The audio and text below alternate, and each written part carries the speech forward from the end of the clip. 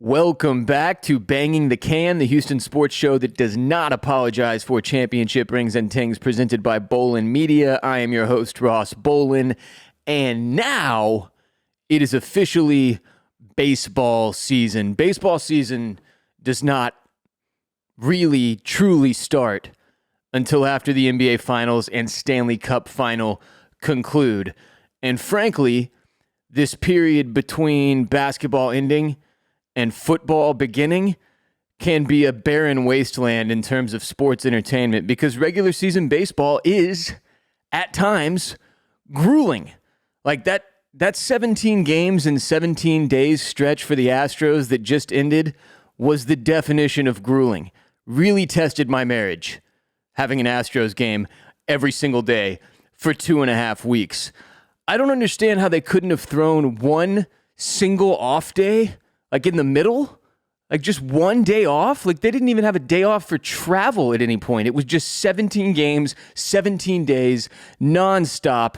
And I need someone to explain to me how any pitching staff in baseball is supposed to handle that kind of stretch, 17 games in 17 days. I mean, obviously it was more difficult for the Astros considering all of the injuries to our pitching staff, but my God, that was really something.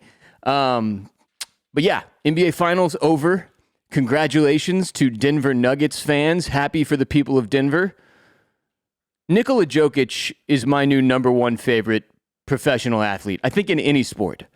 Any sport. His post-game interview on the court, literally like 2 minutes after the game ended and he won the NBA championship, was incredible. I have never seen anyone less enthusiastic about winning a championship of any kind. I have been more excited about winning a championship in sports video games than Nikola Jokić was about winning one in real life. The job is done and now we can go home was an all-time line. And then his press conference after the celebration, where he was devastated that the parade wasn't going to be until Thursday because he just wanted to go home, was also incredibly funny and cool. Like, this dude treats basketball like it's just a job. Like, just a job.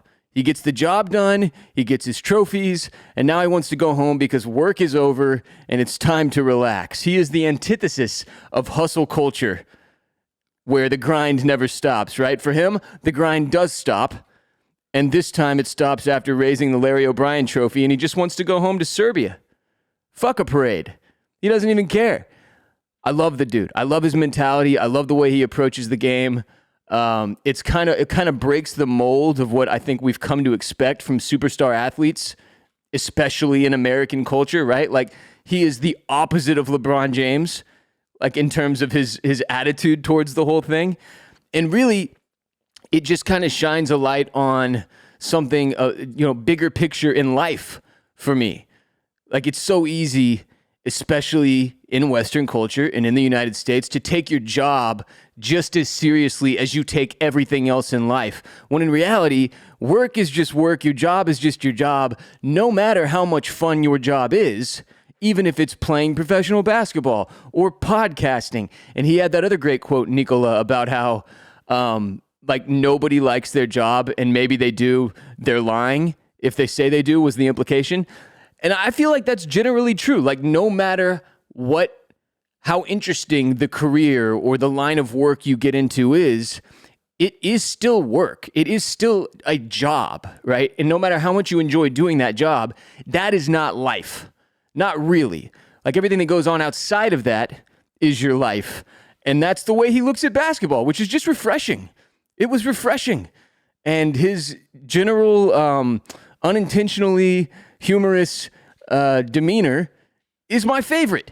I fucking love this guy. He's the best. So, yeah, really happy for him. I love the NBA, the regular season and the postseason. It's always tough when it's over. There's like a little bit of a sports hangover there for me. While when the only thing going I really care about now is baseball, especially right now with how banged up the Astros are, I feel a little bit of that hangover, like, well, that was it. Because my favorite time of the year is when the three overlap. when it's baseball, basketball, football all going at once, but this is the stretch where it can be tough. Like, you turn on ESPN right now, and it is just fucking nonsense. I mean, just debating the most random, meaningless shit you have ever, going over what guys are doing in OTAs and shit. Like, nobody cares. And even if you can make yourself pretend to care, like, you don't really care. They're lying if they say they do, just like if you say you like your job.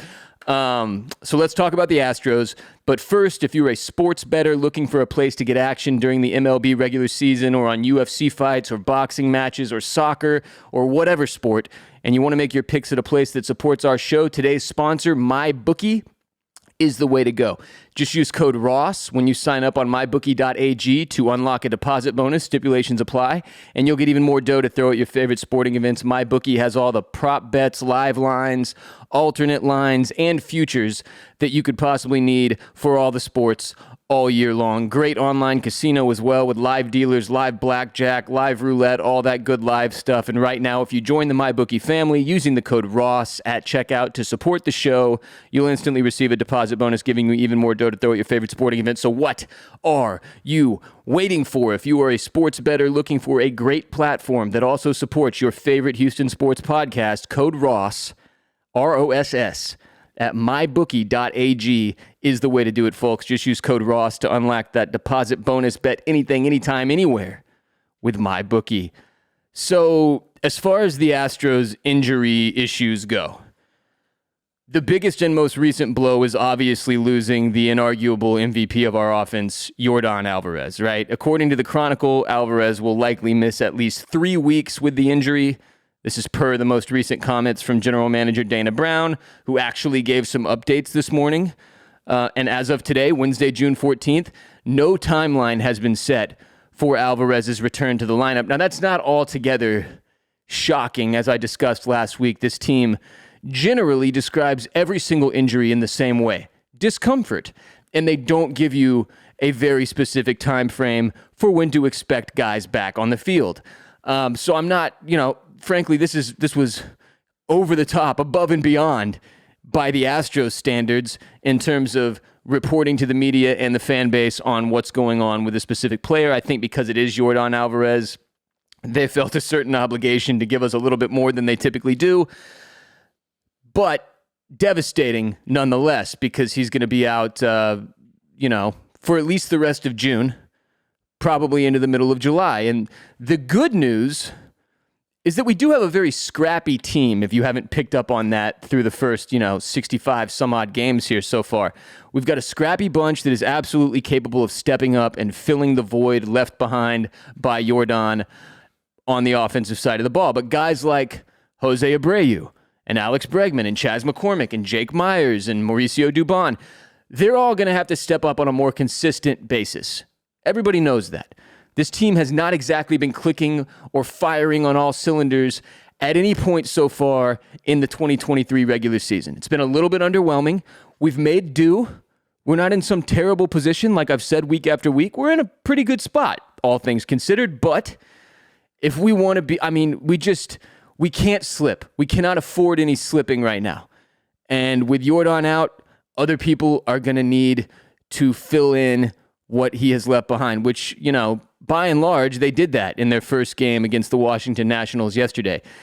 It just feels like, with as good as the Arlington Rangers are playing, there is no real room for error with this Astros team right now. We cannot afford to concede a 10-game lead in this stretch where Yordan is out. We need to be winning series on the back of team play, right? Not counting on one behemoth offensive force to power us through each game, because that's not the position we are in anymore. They're going to need team offense to be a thing, much more so than it has been thus far this season. Now, obviously, Jose Altuve raking would be very helpful. It's been a bit of a slow start for Jose. The whole thumb injury thing, not getting to play the first couple months of the season, really threw him off, and he seems like he's starting to settle in.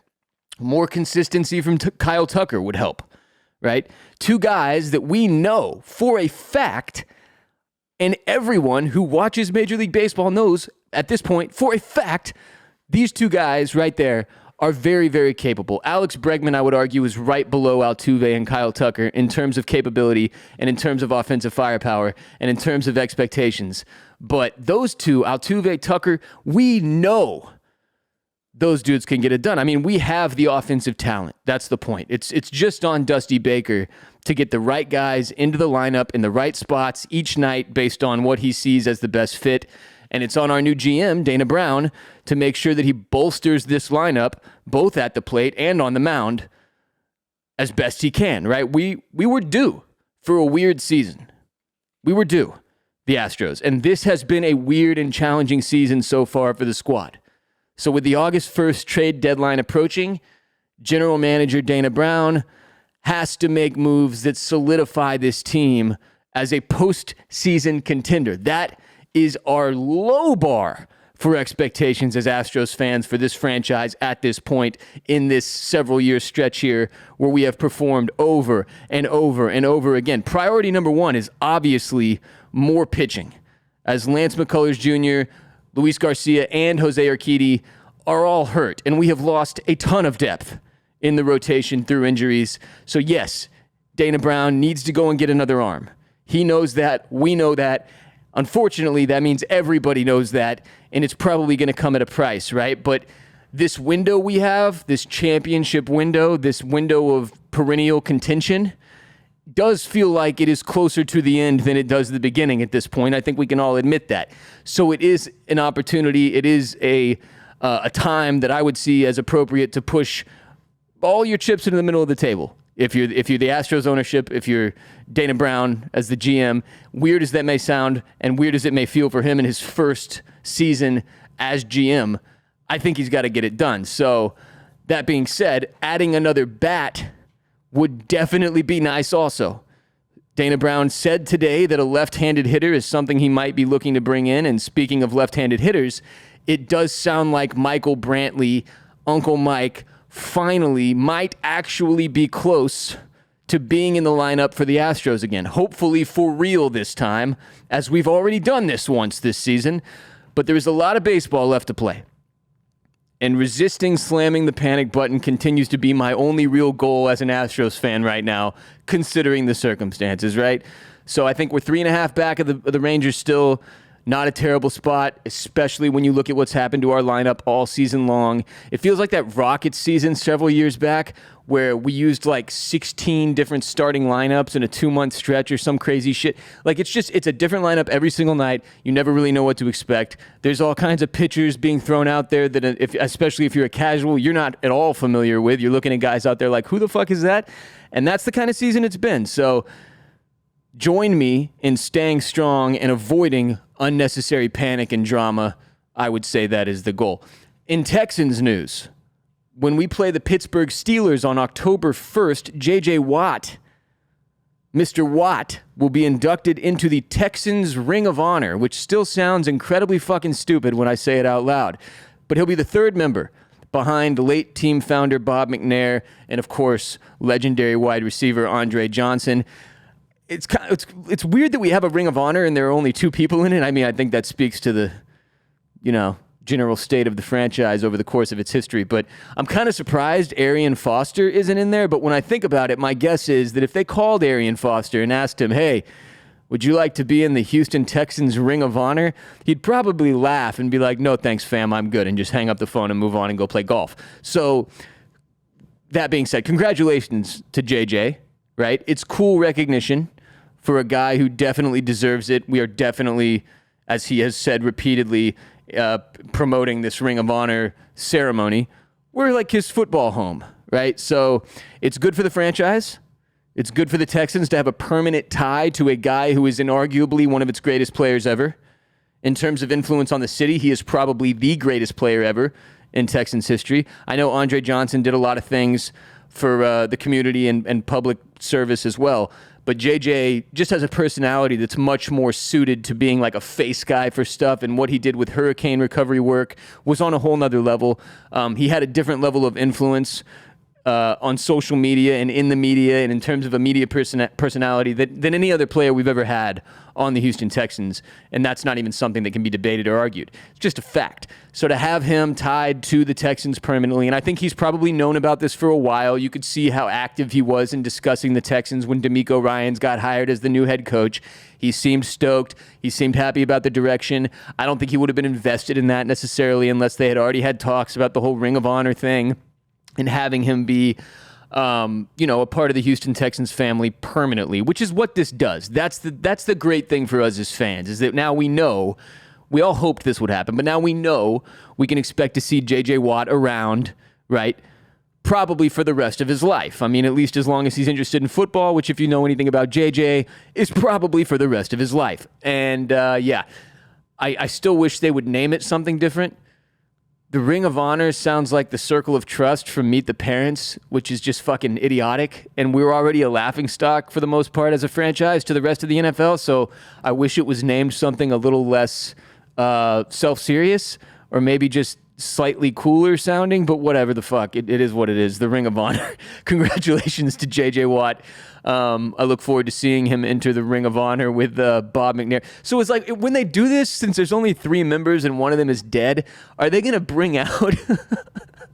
Is it just going to be Andre Johnson on the field, like waiting awkwardly for the one other guy that's living, that's in this fucking Ring of Honor with him? There aren't even enough people in the Ring of Honor to form a ring, which is ironic on at least one level. But altogether, it is good news. I'm stoked for JJ. I mean, honestly, he doesn't need this. I'm stoked for the fans. For the franchise to keep that tie with him is huge. I don't think he needed this. Everybody knows he was great. Everybody NFL-wide knows JJ was great.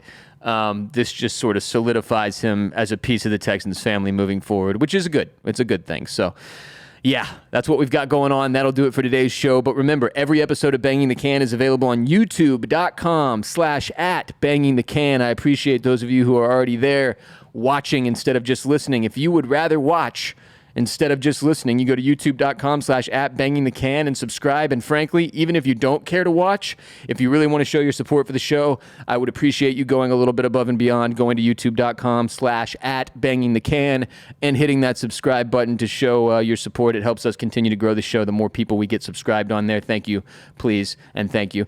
On that note, please continue to share the most unapologetic sports show in existence, a Houston sports show in existence, I should say specifically, with your friends and family.